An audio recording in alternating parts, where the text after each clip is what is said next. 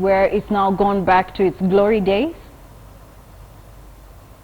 Well, that's a bit too quick, actually, because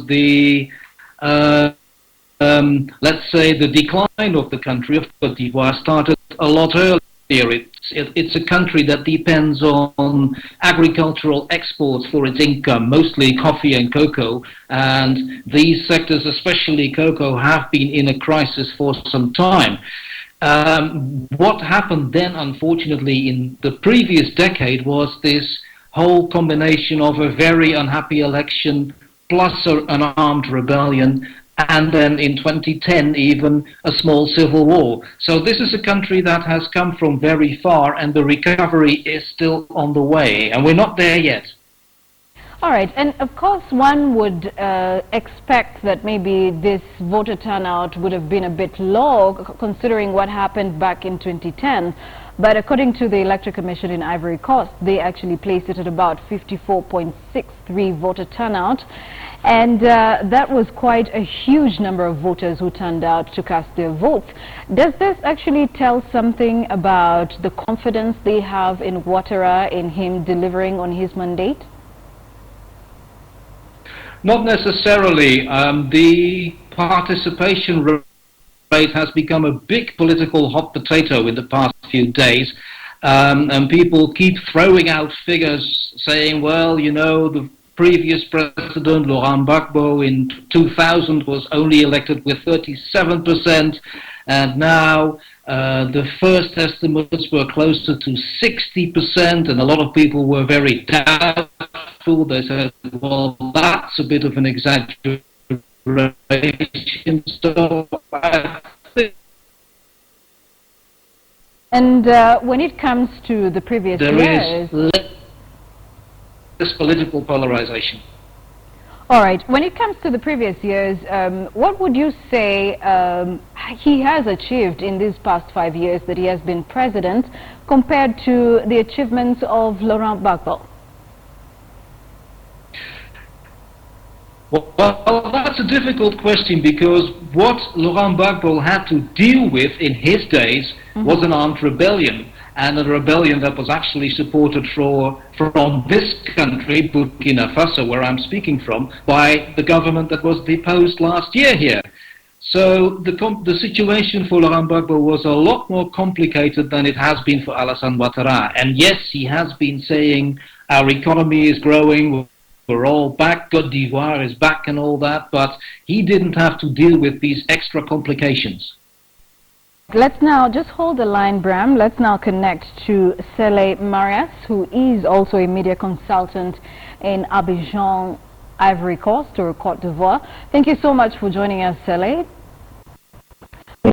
What can you tell us about the elections in Ivory Coast, the just concluded elections that saw Alassane Ouattara win the election? Is this something the people of Ivory Coast are really looking forward to? Are they geared up for him delivering in his next presidential term? Well, they come from the weekend elections over now, and as you said, incumbent President Ouattara takes the lead with over 83% of the votes. But actually, we have mixed feeling about this re-election. You have part of the population who is very happy with that. I mean, mainly its supporters. But you also have part of the population who, since now, feel like it's not really concerned about this re-election. What are the expectations of the people of Ivory Coast going forward? Yes, at the time being, people are expecting a lot from Mr. Ouattara, especially as it comes from the question of the national reconciliation and let's say to unite the divided people, the pro-Gbagbo people and those backing Mr. Ouattara. So he has been performing well as far as the economic is concerned, but when it comes to the matter of reconciliation, we still have a lot to do. All right, and you know, Ivory Coast has been going through or went through a bit of violence in 2010, 2011, and a number of people lost their lives. In fact, the number was put at about 3,000. But do you think that the people have now moved on past that? Have the scars healed?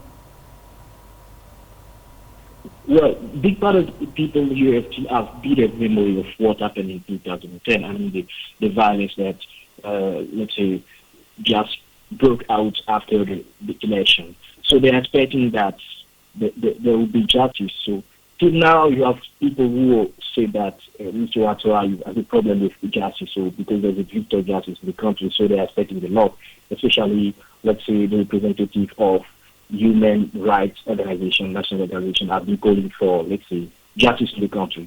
So this is where one of the main challenges of Mr. Ouattara, and many people in the country expect that for his second tenure in office, he will focus most of the program on the justice question.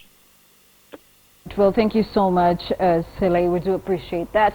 Let me bring back Bram right now. Bram, economically speaking, what kind of development does Ivory Coast need that can probably push it forward, and probably we can be able to now look at that development of Ivory Coast moving on to the next level? Because you did mention earlier that agriculture exports are what account for the bigger percentage of the revenue generated by Ivory Coast. But what other economic development do you think Ivory Coast needs that the president needs to foster?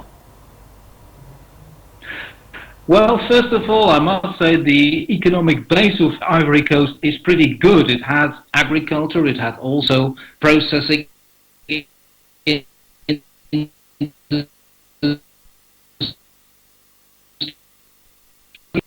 so there isn't that you need to bring in. A very good example, for instance, is that finally Côte d'Ivoire, Ivory Coast, is going to produce its own chocolate. People didn't know what that was. So in that sense, there is really a good basis to forward. I think the biggest problem here will be that there is a persistent problem of poverty, and what is really the issue here is not so much the economic growth per se, which has been 8, 9, sometimes some people even say 10%, but how are you going to divide these new riches that are coming in, and how do you make sure that more Ivorians will feel the changes and feel the improvements in their own pockets? But one would say, you know, when you talk about poverty, one would say that's a general African problem.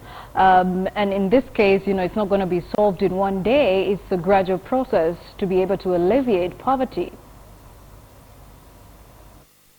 Oh, absolutely. I mean, if you look at the region here, West Africa, and especially the French-speaking part of West Africa, Ivory Coast has always been by far the richest country, much richer than everybody else, which is precisely why the country, and specifically its economic capital, Abidjan, has attracted literally millions of people who have been able to profit from the boom in the 1960s and the 1970s. That's gone away a little bit, it's coming back, so yes, that migration will still continue, you will still have people coming in. But for Ivorians themselves, there are really persistent areas and pockets of poverty, not only in areas in Abidjan, but also outside that economic capital, and that needs to be looked into. Appreciate the update, Bram. Thank you once again. That is Bram Postamus, who is a West Africa correspondent for Words and Sounds, and he's a print, radio, and TV journalist with a lot of experience. He's covered West Africa extensively for quite some years.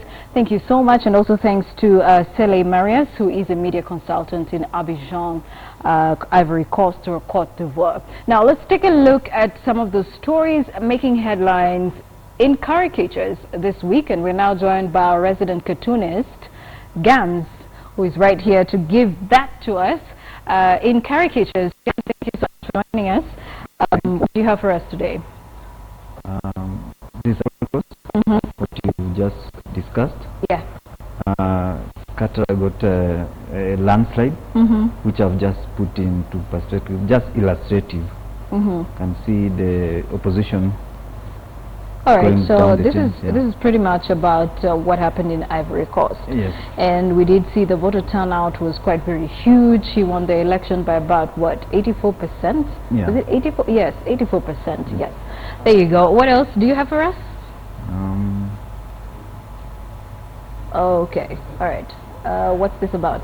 this is what has been trending the whole week. It's about the fees, South Africa. But I chose to look deeper into what happened when they got independent, when they got rid of apartheid.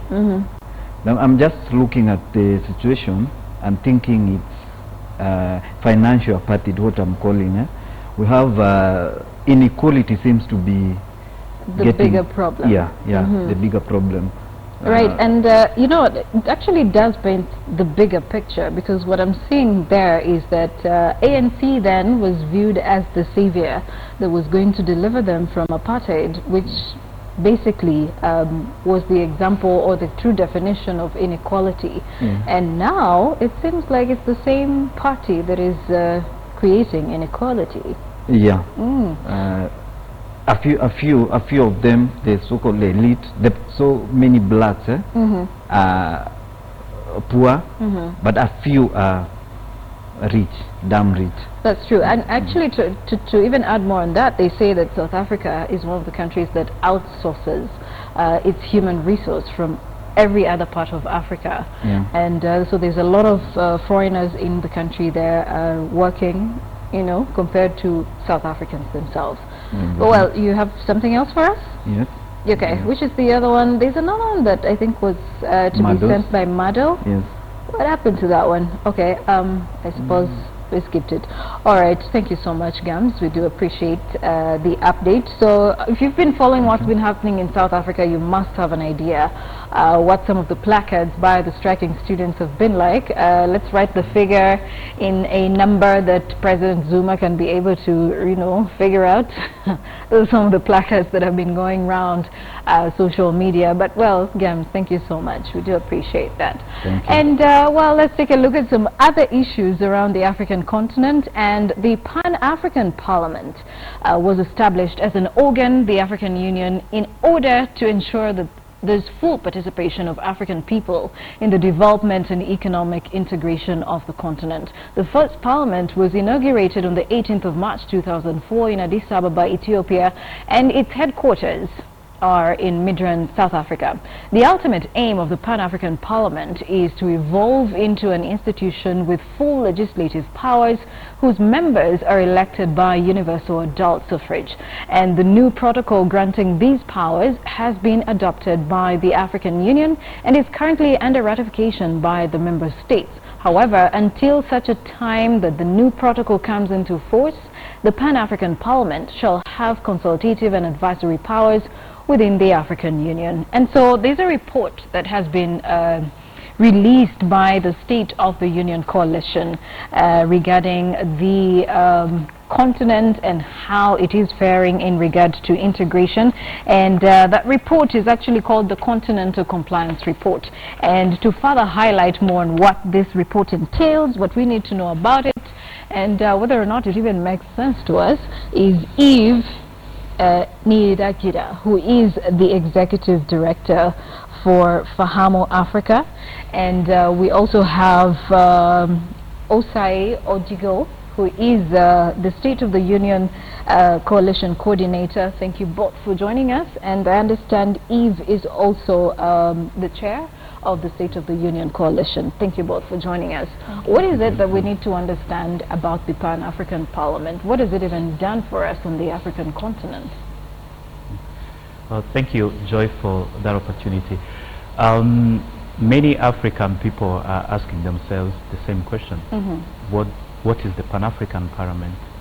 If African citizens are tired or fed up, if I use that word, with their own national parliamentarians, how much interest would they give to the Pan-African Parliament?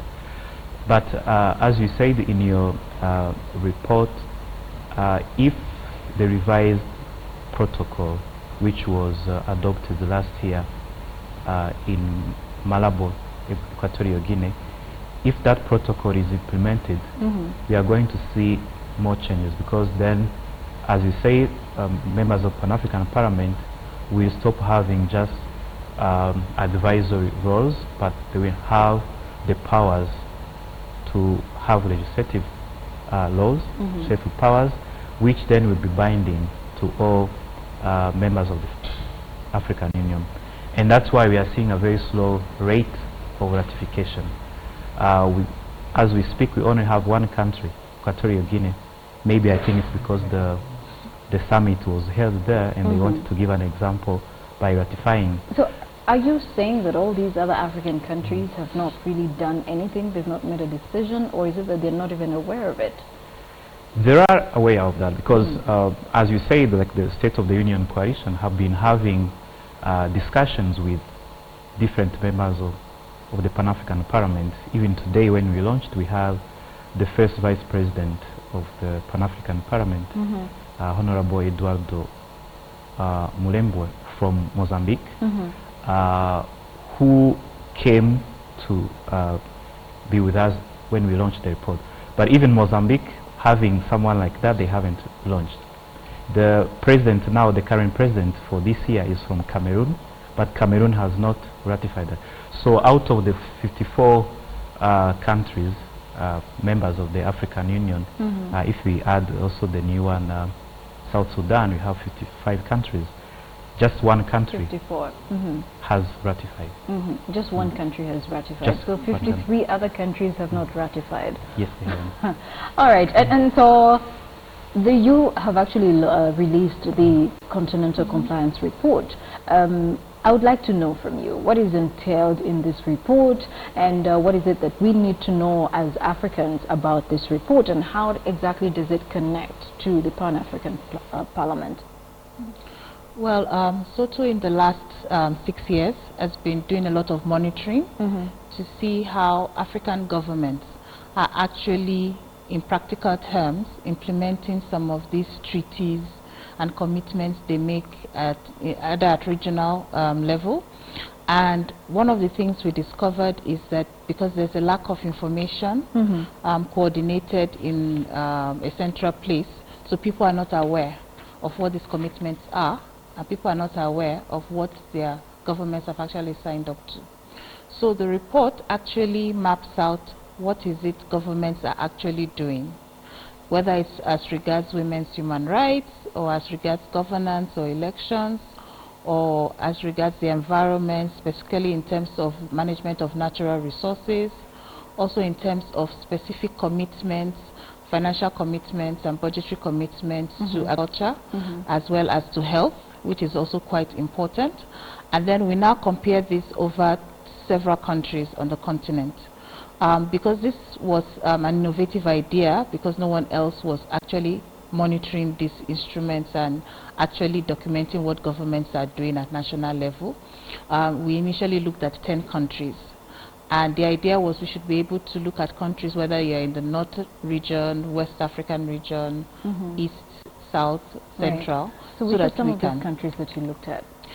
We looked at Kenya, Rwanda, Mozambique, Malawi, South Africa, Tunisia, Cameroon, Nigeria, Ghana, and Senegal. And what we did was they have similarities, but also we also recognize there are also regional disparities. And the idea was, let's look at what each governments are doing and whether there are any advantages from being from one region or the other. The results are interesting because we find that while there's progress in some areas, in some other areas governments are failing. So for example, you might find that a country like Mozambique has ratified quite a number of instruments, but then when it comes to implementing issues around allocating budgetary allocations to agriculture, for example, they're not doing so well. And then you'd find like a country like Nigeria and Ghana having so many progressive laws on corruption, but while Ghana is on a higher level, you find that Nigeria is closer to the bottom. So we're asking questions now, why are we having these disparities? Why are we having situations where governments are ratifying instruments, some as much as 18, and yet we're not seeing concrete action? And so it's also a call to action, because we believe if this information is available and people have it, they can ask better questions from their governments. And this can actually spur them to act better in terms of the commitments they've made. All right.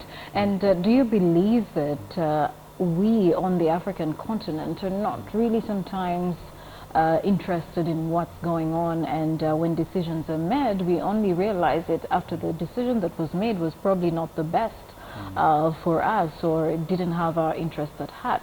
Do you think that maybe that is one of the challenges we're dealing with on the continent? Yeah, I would say that's one of the challenges. There are many, but I think there is that culture of being number one at doing things, because you know, if our leaders meet in Addis Ababa in Ethiopia or in another country, and there is a protocol there's a charter there to be signed and adopted. It sounds very progressive, so they sign it to be in the news and the media, but they've done that. But implementing is not just signing, because as my colleague said, there are some almost every protocol, charter or convention needs some political commitment in terms of policies, some changes in policies, but also budgetary allocation. As she said, if you have a protocol or a charter on agriculture, then there are some budgetary allocation that needs to go to that sector, whether it's education or health and others. But if in the report we just launched today, if you were to look at some of the indicators and analyze the budgetary allocation that have been there, they are very much below the standards that they have been put there by the African So what Union. are some of the indicators that actually show that there is progress that's being made, or that there's no progress at all that has been made in that year under review? Yeah, I think progress depends on who is looking at it. What we see in mainstream media, they say the gross domestic product of a country is growing, and they equate that to welfare of the people. So you see a lot of buildings coming up, or infrastructure projects and all that, but that's not what progress means. I think progress, if you look at the majority of almost 1 billion African people, progress should be to measure how many Africans are able to access the basic needs without struggling. All right. And speaking of basic needs without struggling, using African perspective, what are some of those needs that we can actually identify and say these are the needs that Africans would actually, if you give them this, then they would actually be referred to as basic needs? The basic needs are food, health, and also access to basic services such as running water in homes, good roads, because what you find is that they are all connected one way or the other. If people do not have food on their table, they're not interested, they cannot engage politically, they're not active citizens, because they're more concerned with where they get their daily food from. Health is also a very big issue. We find that with poor access to health facilities or to affordable drugs or Medicare, people are not able to live life at the fullest. And obviously that means, for example, they cannot get good jobs, because if you are sick you cannot work, and so that automatically excludes you. And it also means when you are sick, you lose opportunities for employment, because you take a lot of sick days off. And we find out that these needs are very basic, because that is what actually closes the inequality gap. Right. Because the difference between you and I, or the guy that stays on the street, is access to these services. And if these basic services are met, then you even up the equality gap automatically, because this is taken care by social services. And so it means that there's better use of taxes, and then it also means better opportunities for children and young people from these families, because it means they can go to school. Their parents don't necessarily have to look for large amounts of money to send them, because this is already provided through public services. It also means that they have a greater chance to move out of poverty, because we find that there's a circle of poverty that continues from generation to generation, and that is what we're trying to break. And that is why we are calling for more active and focused attention to these basic needs, so that if these are taken care of, then we can see opportunities happen. And we've already seen how this has happened in the past. Many of our leaders actually came from deprived backgrounds, and if not for scholarships that were available then, or free education in some areas, they wouldn't be where they are today. That's very true. And you know, I can actually use the example of Burundi, where you're from. I mean, Burundi is one of the poorest countries in the world by at least statistics from the World Bank and all these organizations, and the United Nations as well also categorizes it as one of the poorest countries in the world. But again, the Continental Compliance Report is highlighting democratic governance, transparency and human rights, rights of women and youth, health, agriculture and conservation of nature. I'll just like to touch a bit on democratic governance. Burundi, for instance, is going through some tough time around this time, and much as the African Union says they are worried of what's going on there, it's a whole different story when it comes to how they are dealing with the situation. Saying it is not necessarily being attributed to helping solve the problem. So do you think that our African Union as well needs to be questioned on what exactly their role is in democratic governance on the African continent? That's a very interesting question. Actually, to just go back to one of the points you mentioned about the advisory role of the Pan-African Parliament, that shows you the nature of most of the institutions and organs of the African Union. Apart from the Peace and Security Council, which sometimes takes decisions by, for instance, suspending a country when there is a coup d'etat or any other unconstitutional ways of arriving to power.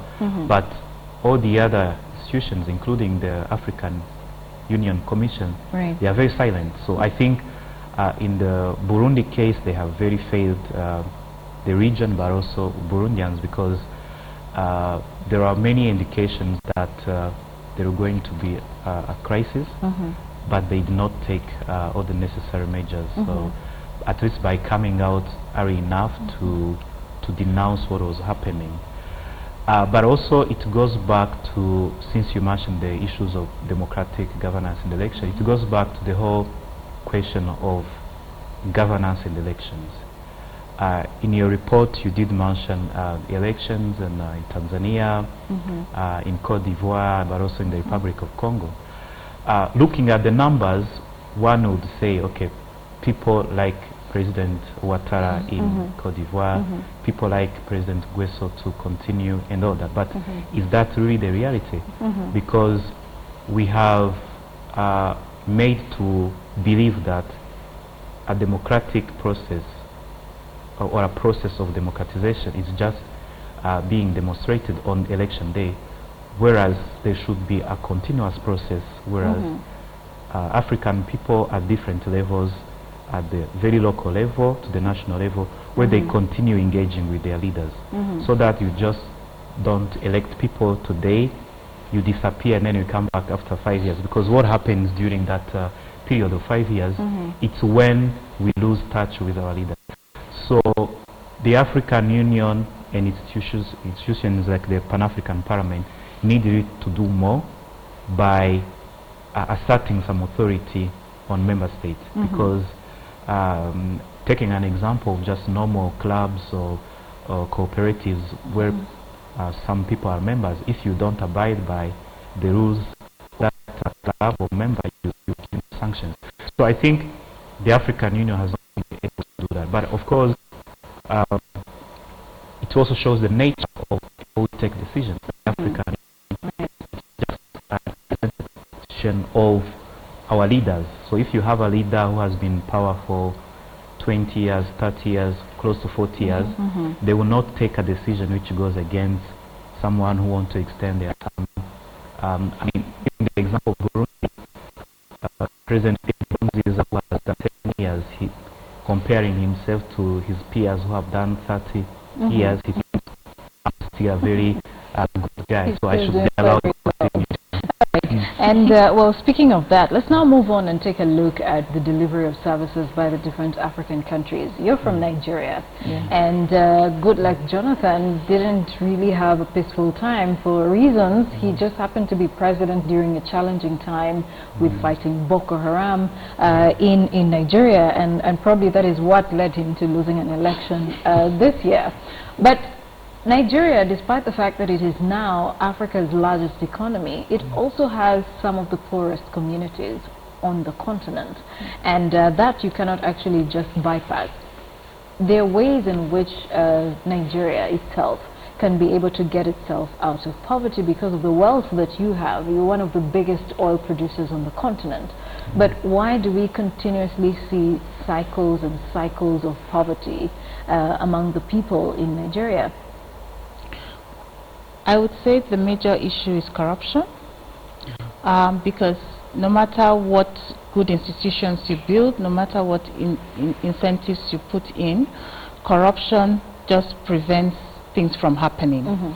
And this is it has been a major stumbling block. You find that access to services, you need to tip or bribe someone in order to get service. You find that accounts are doctored, you don't know where funds are going to, and it seems that many of the anti-corruption institutions that were established have not yet been able to actually capture the big fish, the guys leading these rings.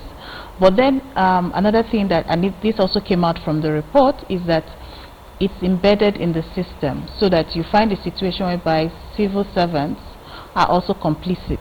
So even if you carry out any sort of investigation, it's very difficult to get good results because you need to know where to look, and it's been hidden. Also, when you try to find out why is it that all the funds that have gone into education, into getting good roads, better infrastructure, where is it going to, you are not able to trace it. And so in the last few years, Nigeria has tried to strengthen its watchdog policies by ensuring that we can follow the money. We have extensive money laundering laws. But I think the major issue is because they've not been able to successfully prosecute someone for swindling large amounts of money. So it's impunity that has actually led to the destabilization of the system. And because people are now asking a lot of questions, we can't be the fastest growing economy, we can't have these vast natural resources, and we're not seeing the benefits. So, and like you said, this also led to dissatisfaction among the voting populace, and people wanted change, because the desire of the people is that we should be able to live well, and we should be able to benefit from our resources. And everyone recognizes that corruption is a big issue, but you also need a decisive leader that can take a decision when it affects someone that is prominent or powerful in society. And we hope with the new change in government, this can happen. But we also recognize that it takes more than one person. It has to be led by institutions as well. And that is why we also call for stronger and independent institutions that have prosecutorial powers and that can actually go after these people, because they are human beings like you and I. They are not ghosts, and so we should be able to find them. All right, and so going forward, you know, now that the compliance or continental compliance report has been released, what's the way? Do you now leave it to the Pan-African Parliament to deal with it and take it on with the African Union? What exactly happens now going forward, and at what point do we realize that the African Union or the Pan-African Parliament is even doing anything about what is in the Continental Compliance Report? Okay. This report is just a basis for discussions and continuous work. So the State of the Union has been working with three main stakeholders. So that's our fellow organization, the civil society, but also grassroots organization who can take simplify the form of the form, and then they read it. But also on the second front is to informed citizen, because there are some commitments that our countries make that ordinary citizens don't know, but our role is to continue working with various civil society organizations, but also the media. Like this program is a way of disseminating or informing people what is out there, what Kenya has committed to doing, and other countries that we have featured there.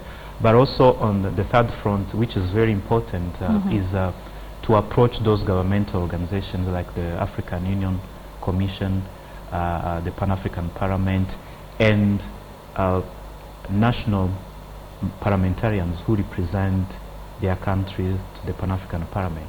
Those are the direct link between a country and the African Union. So we have been having contact with them in various countries, but also different departments within the countries that we work in, especially ministries of foreign affairs, because they have what they call Africa Desk, or offices that are in charge of African affairs. So this is basically a discussion that we have started, and we will continue until our main goal is achieved, is to have national bodies or national mechanisms that can track how well a country implements their commitments.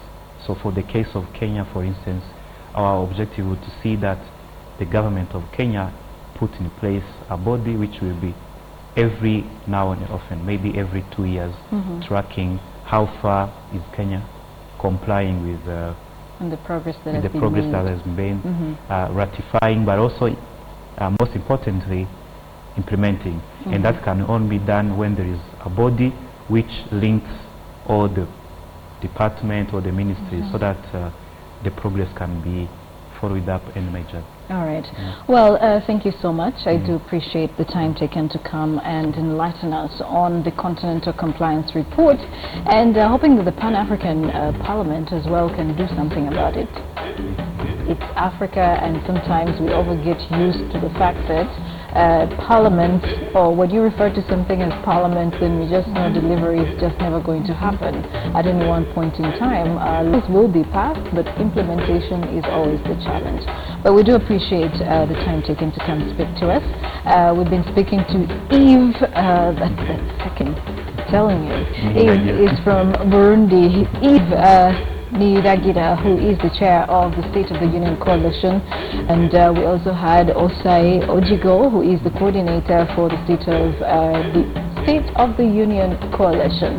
Thank you both so much for joining us on Africa Speaks. We'd also like to say thanks to Bram Tostamas, who is a West Africa correspondent based in Ouagadougou, Burkina Faso, and also Sele Marius, who is a journalist and media consultant in Abidjan, Côte d'Ivoire, for the contribution on the show regarding Ivory Coast and the re-election of Alassane Ouattara.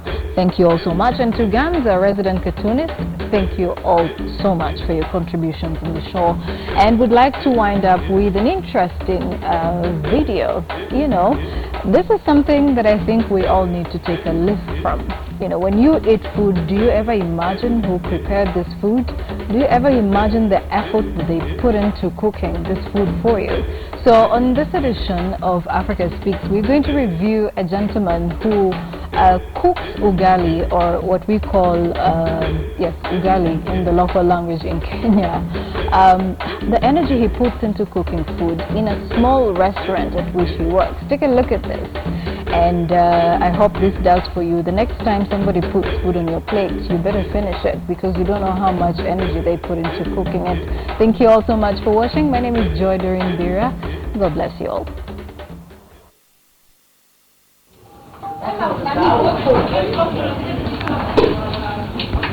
Boko.